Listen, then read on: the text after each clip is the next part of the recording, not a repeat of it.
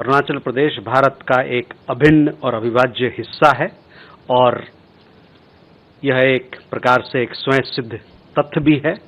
कोई भी चीज इस निर्विवाद वास्तविकता को बदल नहीं सकता। Regarding the reaction which came from when we put out those 27 names, so let me reiterate this yet again, that Arunachal Pradesh is an inalienable and integral part of India, and this is a fact which is self-evident. At the same time, let me also underline that nothing can change this indisputable reality. Arunachal Pradesh Bharat का एक अभिन्न और अविभाज्य हिस्सा है और यह एक प्रकार से एक स्वयं सिद्ध तथ्य भी है और कोई भी चीज इस निर्विवाद वास्तविकता को बदल नहीं सकता। Siddhant, we had, yes, our High Commissioner yesterday had a meeting with the Prime Minister of Bangladesh. At the meeting, both sides discussed matters of mutual interest. As far as the invitation that you talked about, we have extended invitation for a bilateral visit as also for the BRICS outreach session which will be held here in Delhi. We will keep you updated on this particular matter.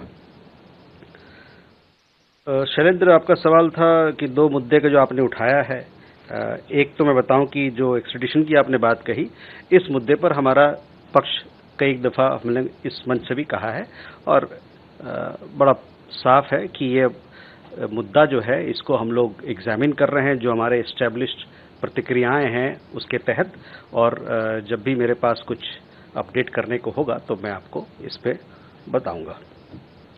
दूसरा, हादी के मामले में आपने बताया तो उसमें भी है कि देखिए वो एक लीगल मैटर है, एक न्यायिक मामला है और उसमें इन्वेस्टिगेशन जो छानबीन चल रही है।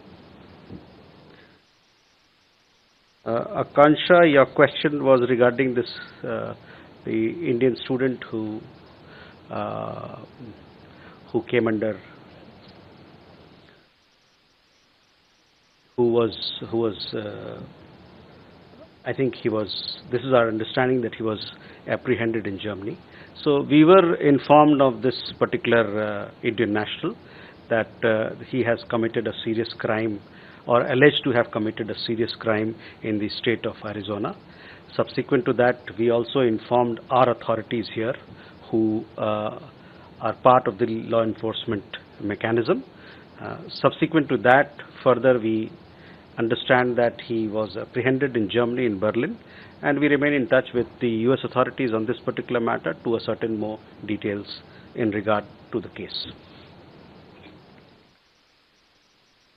मधु, आपका सवाल, देखिए दो चीज़ें हैं कि दुनिया भर में बहुत सारी घटनाएं होती रहती हैं और इन सभी घटनाक्रमों को हम बड़ी पैनी नज़र से और करीबी नज़र से इसको हम इस पर नज़र रखते हैं।